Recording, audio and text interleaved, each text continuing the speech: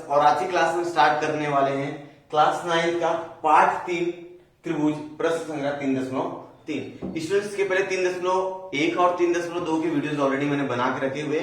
3 videos बने हैं, 3.1 का 2 बना हुआ है, 2 पार्ट बना, 3.1 के पार्ट 1 और पार्ट 2 है और 3.2।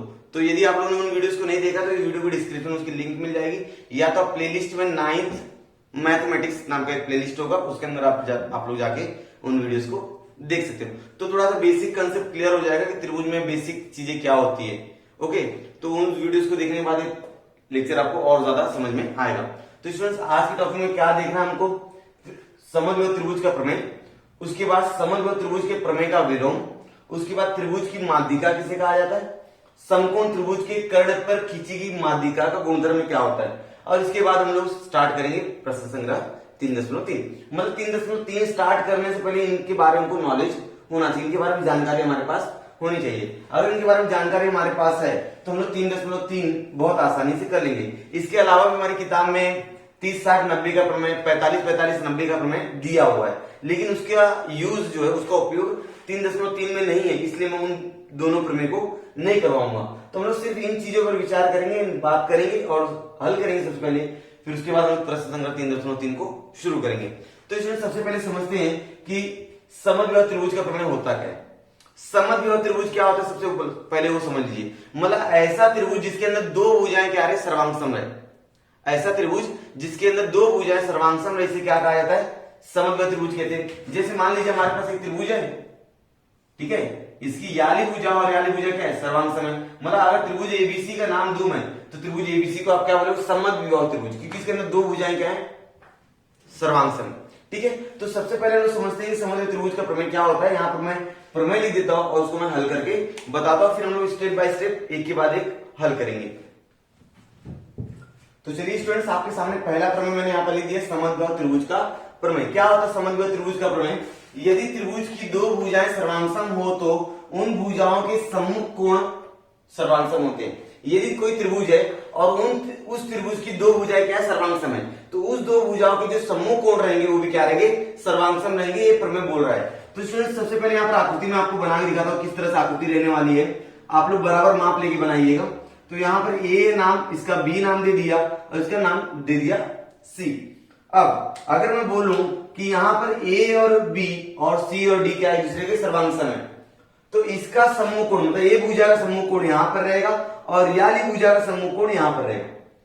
बोल रहा है अगर किसी त्रिभुज में दो भुजा सर्वांगसम है तो उसके सम्मुख कोण भी क्या रहेंगे, सर्वांगसम रहेंगे। अगर मैं यहां पर नाम दूं ये याला और याला, ये दोनों कोण सर्वांगसम को दिखाना है। ठीक है, चलिए ये प्रमेय बोल रहा है, तो इसको सिद्ध कैसे करेंगे। तो सिद्ध करने के लिए यहाँ प्रमेय लिखा हुआ है, दत्त लिख देते हैं। दत्त क्या लिखेंगे कि दत्त त्रिभुज एबीसी, ए बी बराबर रहेगा ए सी। आप भुजा लगा सकते हो, आगे आगे भुजा लगा दीजिएगा। ओके, भुजा ए बी बराबर है भुजा ए सी के, ये आपका दत्त है। और दत्त के बाद आ जाएगा साध्य। साध्य क्या करना है स्टूडेंट्स, तो साध्य मुझे करना है कि कोण ए बी सी सर्वांगसम मुझे दिखाना है, कोण ए सी बी, ए सी बी, ये मुझे साध्य करके दिखाना है कि दोनों कोण क्या होने वाले, सर्वांगसम होने वाले हैं। ये दो भुजा सर्वांगसम है। तो यहां पर स्टूडेंट्स एक रचना करना पड़ेगा हमको। रचना क्या रहेगी हमको बताइए कि बिंदु ए से मैं एक कोण समद्विभाजक खींचूंगा जो बिंदु बी पर डी पर क्या करेगा, प्रतिच्छेदित करेगा। भुजा बीसी पर क्या करेगा, प्रतिच्छेदित करेगा। तो हम लोग क्या बोलेंगे, कोण बी ए सी का समद्विभाजक एडी खींच दिया, जो बिंदु भुजा बीसी पर बिंदु डी पर क्या कर रहा है, प्रतिच्छेदित कर रहा है। यहां पर समझ में। और स्टूडेंट्स जब समद्विभाजक हो तो समद्विभाजक मतलब यहां का कोण और यहां का कोण क्या रहेगा, सर्वांगसम रहेगा। अगर यहां का कोण 40 है तो यहां का कोण भी क्या रहेगा, 40 रहेगा, ये आपको मालूम है। ठीक है, चलो उत्पत्ति करते, हल करते। उत्पत्ति में क्या लिखेंगे स्टूडेंट्स, उत्पत्ति में को लिखना पड़ेगा त्रिभुज ए बी डी ले लीजिए, त्रिभुज ए बी डी तथा दूसरा वाला त्रिभुज ले लीजिए आप ए सी डी ले लीजिए, ए सी डी में। अब ये दोनों त्रिभुज को आपको किसी भी तरह से समरूप दिखाना है, समरूप यानी कि सर्वांगसम दिखाना, सॉरी सर्वांगसम दिखाना है। सर्वांगसम दिखाने के लिए क्या करना पड़ेगा, कि आपको कम से कम 3 घटक सर्वांगसम दिखाने के लिए हमारे पास 6 घटक सर्वांगसम होते हैं, 3 कोण सर्वांगसम और 3 भुजाएं सर्वांगसम होनी चाहिए। लेकिन यदि हमने कोई भी 3 घटक सर्वांगसम दिखा दिए, 2 भुजा या तो 1 कोण, 2 कोण या तो 1 भुजा, यदि हमने सर्वांगसम दिखा दिया तो दिया गया त्रिभुज सर्वांगसम हो सकता है। तो यहां पर हम लोग बोल सकते हैं भुजा AB जो है वो सर्वांगसम है भुजा AC के। ये क्या है? दत्त है। ठीक है, ये बात समझ में आ गई कि आप लोग को? चलिए अब दूसरी बात ध्यान से सुनिए आप लोग। दूसरी बात जब आप लोग ध्यान से सुनोगे तो यहां पर आपको एक कोण दिखेगा BAD और CAD, ये दोनों कोण सर्वांगसम है। तो मैं क्या बोलूंगा? कोण BAD सर्वांगसम रहेगा कोण CAD के, क्योंकि उस कोण समझा जाएगा, यहां का कोण सर्वांगसम रहेगा स्टूडेंट्स। तो CAD रचना से, कहां से? रचना से मालूम पड़ गया। ठीक है, यहां से समझा क्या आप लोगों को? चलिए अगर हम लोग बात करें तो AD दोनों में है, दिख रहा है आपको? ये AD जो भुजा है वो दोनों में पाई जा रही है, AD इसके अंदर भी, AD दोनों त्रिभुज में। तो हम लोग क्या बोलेंगे? भुजा AD, क्या लिखेंगे हम लोग? भुजा AD सर्वांगसम भुजा AD, सामान्य भुजा। ठीक है, अब 3 घटक आपके सर्वांगसम होंगे तो आप लोग क्या बोल सकते हो कि दिया गया त्रिभुज क्या है? सर्वांगसम है। तो हम लोग क्या बोलेंगे? जो त्रिभुज आपने लिया है ABD सर्वांगसम रहेगा त्रिभुज ACD के। कौन सी कसौटी लगेगी? भू को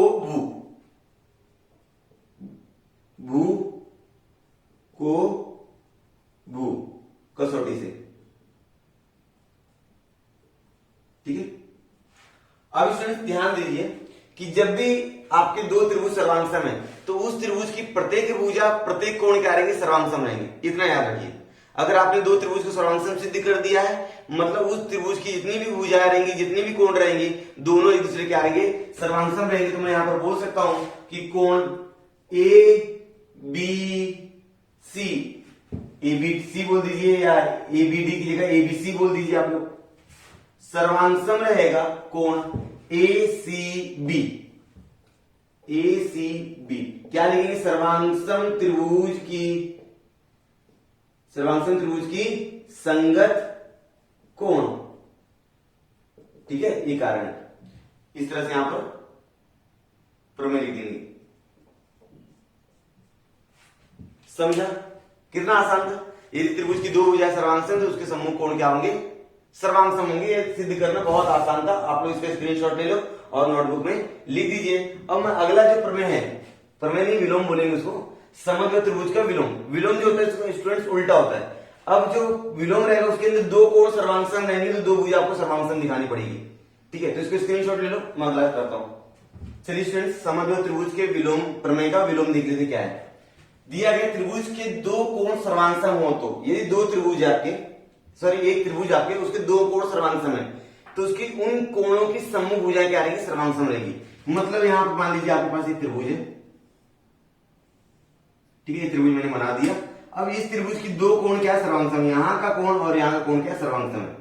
अगर ये कोण सर्वांगसम है तो इसके सम्मुख भुजा मतलब याली भुजा ए, और इसकी सम्मुख भुजा मतलब याली भुजा, दोनों क्या होनी चाहिए? सर्वांगसम होनी चाहिए। ऐसे सिद्ध करके आपको दिखाना है।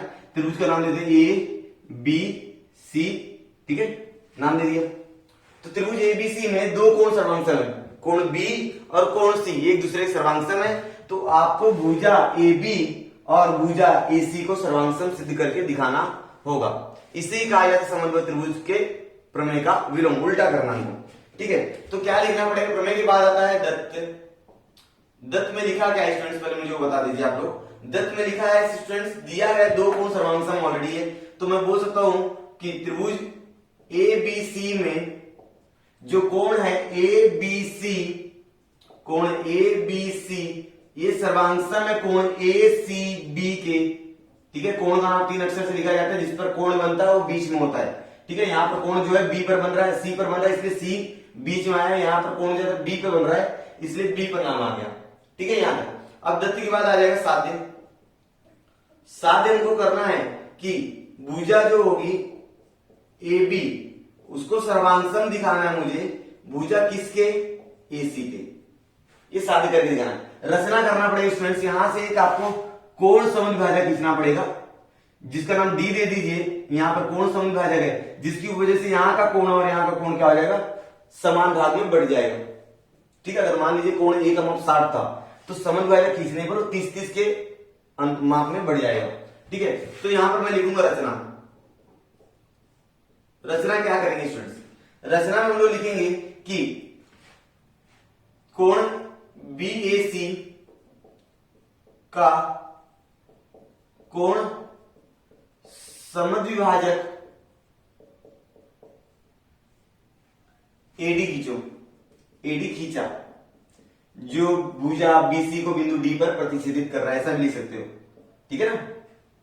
अब आपको उत्पत्ति में क्या है स्टूडेंट्स, हमको दो त्रिभुज लेना पड़ेगा।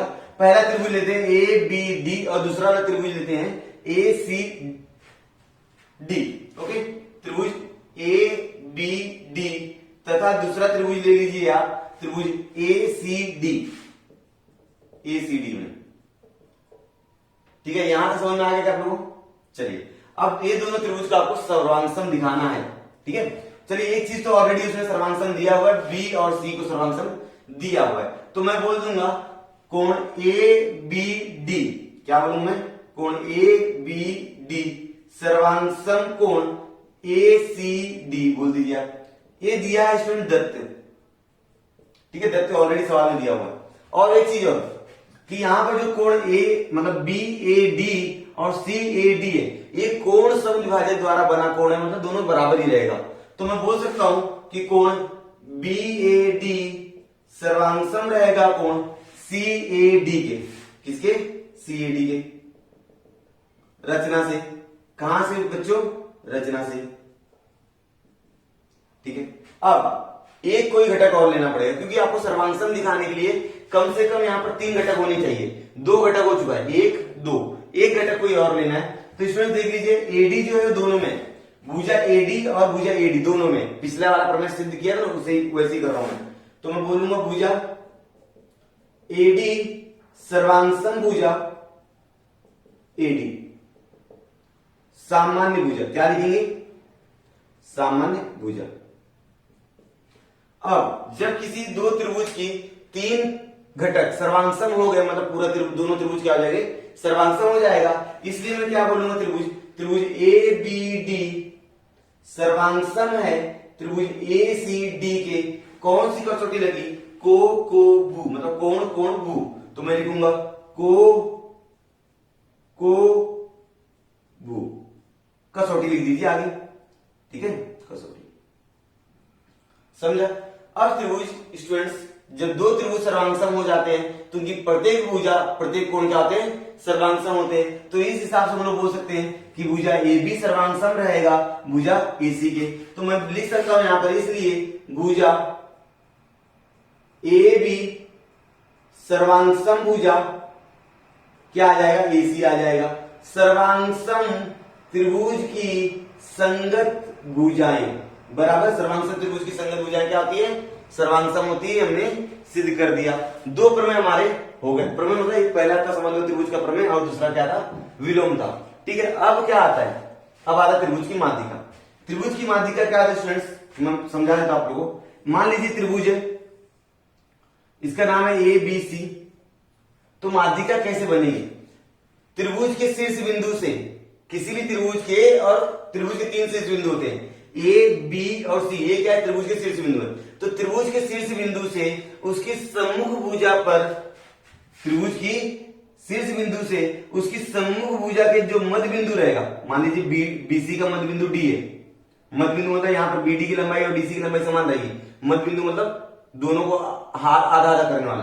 तो त्रिभुज के शीर्ष बिंदु से उसकी सम्मुख भुजा के मध्य बिंदु को मिलाने वाली रेखा को हम लोग क्या बोलेंगे, माध्यिका कहेंगे। मतलब यहां पर माध्यिका क्या नाम है, AD। माध्यिका का नाम क्या है यहां पर स्टूडेंट्स, AD है। ठीक है, इसी तरह किसी भी त्रिभुज में 3 माध्यिकाएं खींची जा सकती है। कितनी माध्यिकाएं खींची जा सकती है? 3। यहां पर एडी हो गया, फिर ई हो गया, बीई हो गया और एफ हो गया। मतलब माध्यिका एडी, माध्यिका बीई और माध्यिका एफसी भी आप बोल सकते हो। ये तीनों क्या है? माध्यिकाएं।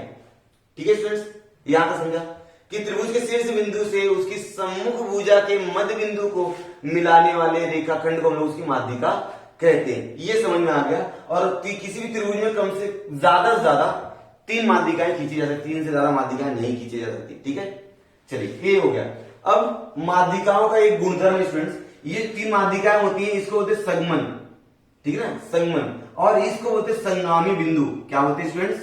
संगामी बिंदु।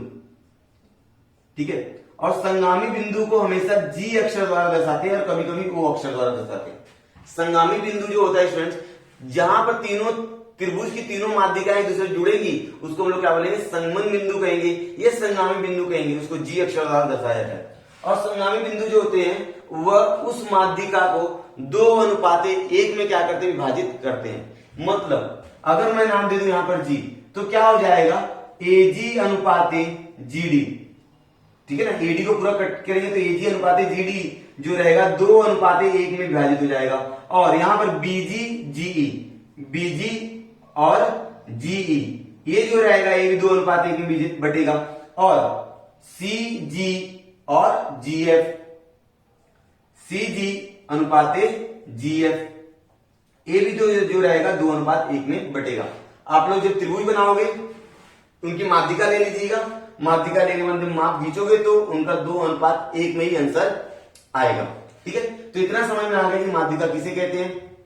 और ये भी समझ में आ गया कि किसी भी त्रिभुज में ज्यादा 3 माध्यिका खींची जा सकती है। और माध्यिका का गुणधर्म जो होता है वो माध्यिकाएं एक दूसरे को 2:1 में विभाजित करती है।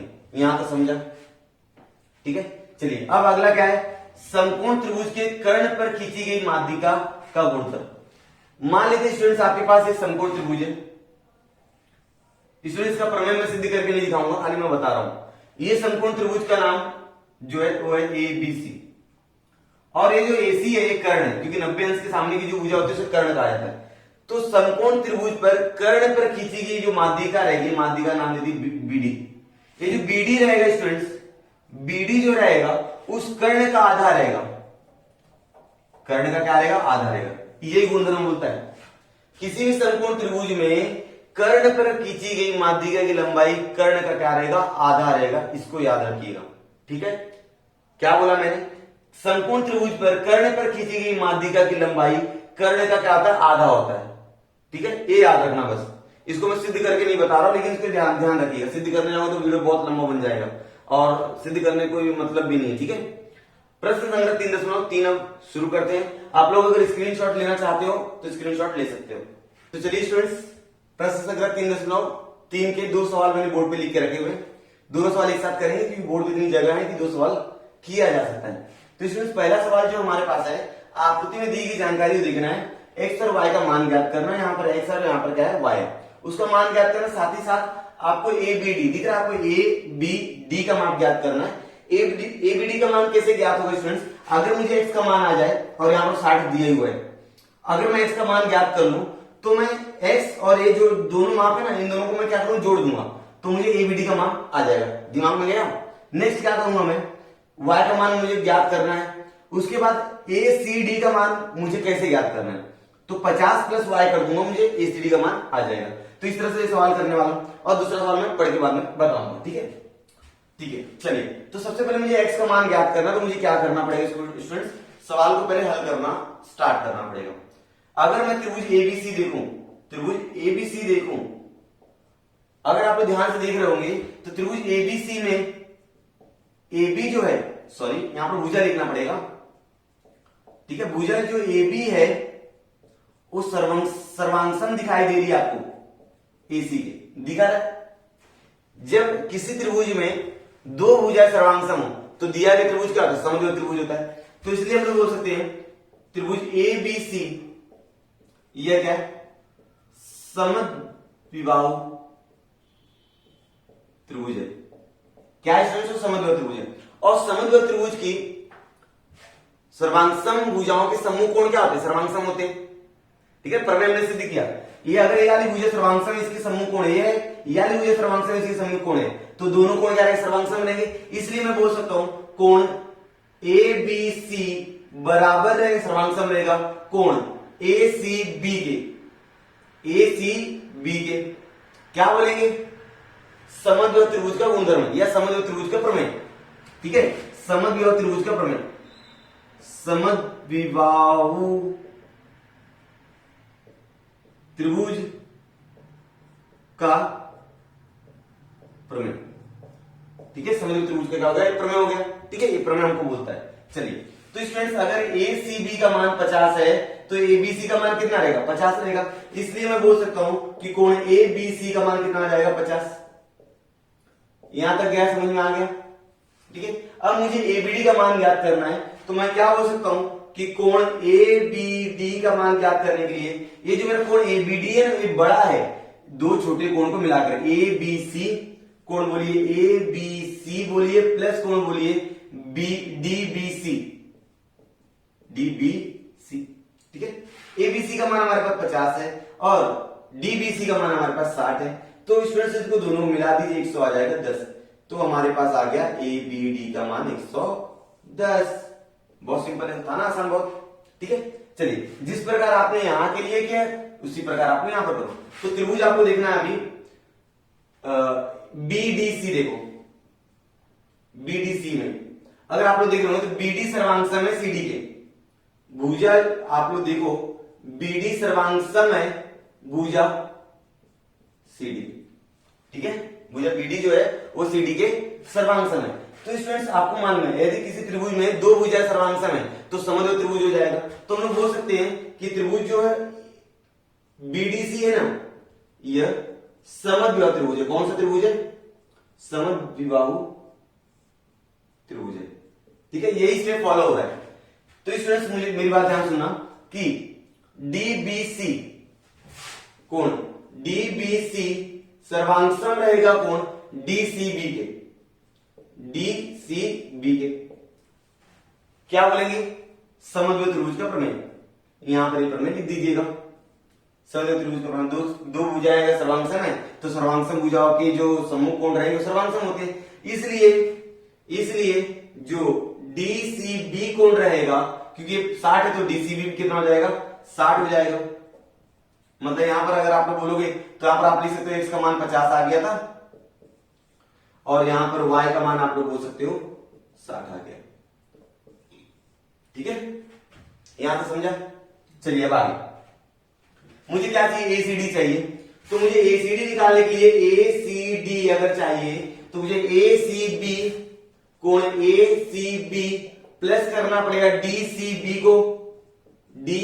को प्लस करना पड़ेगा, बराबर। अब एसीबी का मान हमारा 50 है और इसका मान है 60, आगे मान हमारे पास आंसर 110। कोण एसीडी का मान हमारे पास आ गया 110। कितना आसान था ना आसान, बहुत ज्यादा आसान था। अब चलिए सवाल करते हैं दूसरा। क्या सवाल नंबर दूसरा आप लोग भी पढ़ सकते हो, लिखा हुआ है समकोण त्रिभुज में कर्ण की लंबाई 15 सेंटीमीटर है। एक समकोण त्रिभुज आपके पास है, उसमें कर्ण की लंबाई 15 सेंटीमीटर है, तो उस पर खींची गई माध्यिका की लंबाई ज्ञात करो। सबसे पहले मैं आपको बता दूं, समकोण त्रिभुज इस तरह से रहेगा। ठीक है, और यहां पर ए बी सी। अब यहां पर जो कर्ण है ना स्टूडेंट्स वो एसी है और कर्ण की जो लंबाई है 15, तो मान लीजिए एसी का मान है 15, एसी का मान कितना है 15। और यहां पर जो डी है ना, ये बीडी की लंबाई ज्ञात करनी है। तो हम लोग क्या लिखेंगे हल, त्रिभुज एबीसी में या समकोण त्रिभुज एबीसी में बीडी यह माध्यिका है, रेख बीडी माध्यिका है। ठीक है, ठीक है, इसलिए मैं क्या बोलूंगा कि मुझे बीडी की लंबाई ज्ञात करनी, तो बीडी बराबर 1/2 गुणे एसी। समकोण त्रिभुज में माध्यिका की लंबाई कर्ण की आधी होती है, तो यहां पर लिख देंगे। समझ में आया स्टूडेंट्स, ये कारण आपको समझा कि समकोण त्रिभुज में कर्ण पर खींची गई माध्यिका की लंबाई कर्ण की आधी होती है, यानी बीडी जो रहेगा वह 1/2 गुणा 15, क्योंकि एसी का मान है 15, तो बीडी का मान आ जाएगा स्टूडेंट्स कितना, 15 का आधा कर लो आप लोग, तो क्योंकि 2 से काटना मतलब 7.5 आएगा, तो यहाँ पे लिख दीजिए 7.5। बीडी की लंबाई आ गई 7.5 सेमी। तो आप लोग लिख सकते हो माध्यिका की लंबाई, यहाँ पर उत्तर लिख के लिख सकते हो कि माध्यिका की लंबाई 7.5 सेंटीमीटर है। ठीक है, इस तरह का आपको दोनों सवाल समझ में आ गया होगा। अब आप लोग चाहो तो इसका स्क्रीनशॉट ले लो और अपने नोटबुक में लिख दीजिए। मैं सवाल करता हूं तीसरा और चौथा। चलिए स्टूडेंट्स, प्रश्न संख्या 3.3 का तीसरा सवाल करते हैं। यहाँ पर तीसरा और चौथा दोनों सवाल मैंने लिख के रखा हुआ है, दोनों सवाल एक बोर्ड पे हो सकता है। ठीक है, क्या है, त्रिभुज PQR में Q का मान 90 दिया है और PQ का मान 12 है, QR का मान 5 है तथा QS जो है वो PR की माध्यिका है। QS जो है PR की माध्यिका है, तो QS का मान ज्ञात करना है। समझ लीजिए त्रिभुज आपके पास इस तरह से है, इसका नाम है Q, यहां पर 90 है, P यहां पर है R। अब QS जो है वो PR की क्या माध्यिका, और आपको यही QS ज्ञात करना है। अब स्टूडेंट्स QS ज्ञात करने के लिए आपके पास PR मालूम होना चाहिए। देखो PR मालूम है कि टाइम पर नहीं मालूम है, PR नहीं मालूम आपको, लेकिन PQ का मान 12 है और इसका मान 5 है, ये ज्ञात है। और दिया गया त्रिभुज क्या समकोण त्रिभुज है। अगर समकोण त्रिभुज है तो पाइथागोरस प्रमेय से हम लोग तीसरी वाली भुजा ज्ञात कर सकते हैं। ये पाइथागोरस प्रमेय लगा दो, यानी भुजा ज्ञात हो जाएगी। अब यानी भुजा ज्ञात होने के बाद आप माध्यिका का प्रमेय लगा दीजिए। माध्यिका का सूत्र, माध्यिका जो होती है कर्ण की आधी होगी, ठीक है ना, तो उस तरह से ज्ञात हो सकता है QS का मान। तो मैं क्या लिखूंगा, हल त्रिभुज PQR में कोण Q बराबर 90, इसलिए पाइथागोरस प्रमेय। पाइथागोरस प्रमेय क्या बोलता है कि PR का स्क्वायर करना है, अगर कर्ण का स्क्वायर बराबर पहली भुजा मतलब PQ का स्क्वायर प्लस QR का स्क्वायर। अब इसका मान है 12 का स्क्वायर करेंगे प्लस लगाएंगे 5 का स्क्वायर करेंगे, 144 हो गया प्लस 25 हो गया, कितना हो गया 169 हो गया। PR का स्क्वायर बराबर है यहां तक, बहुत आसान है स्टूडेंट, बहुत ज्यादा आसान है। अब 169 यहां पर स्क्वायर है, तो ये वर्ग हटाना है तो क्या लेना पड़ेगा, वर्गमूल लेना पड़ेगा। तो मैं क्या बोलूं, PR बराबर 169 जाएगा करनी में, क्या किया वर्गमूल लेने पर। जब आप वर्गमूल लोगे तो 169 का वर्गमूल होता है 13, आपको मालूम 13 का वर्ग होता है 169, तो 169 का वर्गमूल 13 होगा। ठीक है, चलिए अब QS का मान ज्ञात करना है। आप सभी को मालूम है कि समकोण त्रिभुज पे कर्ण पर खींची गई माध्यिका की लंबाई कर्ण की क्या होती है, आधी होती है। वाली लाइन यहां पर लिख देंगे, वाली लाइन यहां पर आप लोग लिख देंगे, मैं लिखूंगा तो भी ज्यादा टाइम हो जाएगा। तो मैं लिखूंगा QS बराबर 1/2 गुणे PR। अब 1/2 गुणे 13। स्टूडेंट्स अब आप लोग क्या करो, QS आपको ज्ञात करना है, काट दो, आ जाएगा 6.5। तो QS का मान आ गया 6.5। कितना आसान था, 13 को आप 2 से काटोगे तो 6.5 आ जाएगा। इस प्रकार हम लोग लिखेंगे QS का मान, उत्तर लिखेंगे यहां पर, उत्तर QS का मान 6.5 है। ठीक है, इकाई पर कुछ दिया नहीं, सेंटीमीटर मीटर कुछ दिया नहीं, तो इसके आगे कुछ लगाएंगे नहीं लगाएंगे। ठीक है, अब चलिए अगला सवाल करते हैं, चौथा सवाल। क्या लिखा है, आकृति में बिंदु जो G है ना, वो PQR त्रिभुज की माध्यिकाओं का संगमन बिंदु है। संगमन बिंदु है, मैं स्टार्टिंग वीडियो की स्टार्टिंग में बताया था, G संगमन बिंदु है। यदि GT का मान 2.5 है, ये जो GT आपको दिख रहा है ना यहां से लेकर यहां तक का, वो 2.5 है, तो आपको PG ज्ञात करना, ऊपर वाला PG ज्ञात करना, PT मतलब पूरा ज्ञात करना है। ठीक है, और आपको मालूम होना चाहिए जो त्रिभुज का केंद्रक है ना, हल करते हैं। त्रिभुज का केंद्रक G, यह माध्यिका को 2:1 में अंतः विभाजित करता है। त्रिभुज का जो केंद्रक रहेगा वो माध्यिका को 2:1 में अंतः विभाजित करता है, अंदर विभाजित करता है। ठीक है, मतलब मैं यहां पर बोल सकता हूं कि PG अनुपाते GT बराबर रहेगा 2:1। ठीक है ना, अब PG बटे GT बराबर 2/1। ठीक है, तिरक गुणा कर दो, PG बराबर 2 गुणे GT, 2 गुणे GT। ठीक है। अब चूंकि स्टूडेंट्स आपको जीटी का मान मालूम है, देखो यहां पर 2.5, तो यहां पर रख दीजिए 2.5। जब आप 2 से 2.5 से गुणा करोगे तो कितना आ जाएगा, आपको 5 मिल जाएगा। कितना मिल जाएगा, 5। ठीक है, 5 सेमी। कितना आसान था। अब आपको क्या चाहिए, पीटी चाहिए। क्या चाहिए, पीटी, पूरी लंबाई चाहिए। पूरी लंबाई याद करने के लिए आपको पीजी प्लस जीटी को ऐड करना पड़ेगा, जोड़ना पड़ेगा। ठीक है, तो मैं क्या बोलूंगा स्टूडेंट्स, पीटी अगर आपको याद करना है तो पीजी प्लस जीटी कर दीजिए, सिंपल, बहुत ज्यादा आसान। पीजी का मान हमारे पास है 5, जीटी का मान है 2.5, जोड़ दीजिए आप। 5 और 2.5 कितना लगेगा, 7.5 सेमी। पीटी का मान आ गया। ठीक है, इस तरह से हमने सवाल नंबर 3 और सवाल नंबर 4 किया है। आप लोग इसके स्क्रीनशॉट ले सकते हो। ठीक है, तो स्टूडेंट्स उम्मीद आप लोग पूरी वीडियो पसंद आई होगी। यदि आपको वीडियो पसंद आई है तो वीडियो को लाइक कीजिए। आपको कुछ भी डाउट है तो आप मुझे कमेंट सेक्शन में कमेंट करके पूछ सकते हो। ठीक है, अपने दोस्तों के साथ वीडियो को शेयर कीजिए। यदि आप लोगों ने सब्सक्राइब नहीं किया चैनल को अभी तक तो प्लीज स्टूडेंट चैनल को सब्सक्राइब कर दीजिए। उसके बाजू में जो बेल आइकन है उसको प्रेस करके ऑल कर दीजिए। हम लोग मिलते हैं नेक्स्ट वीडियो में 3.4 के साथ। तब तक के लिए धन्यवाद।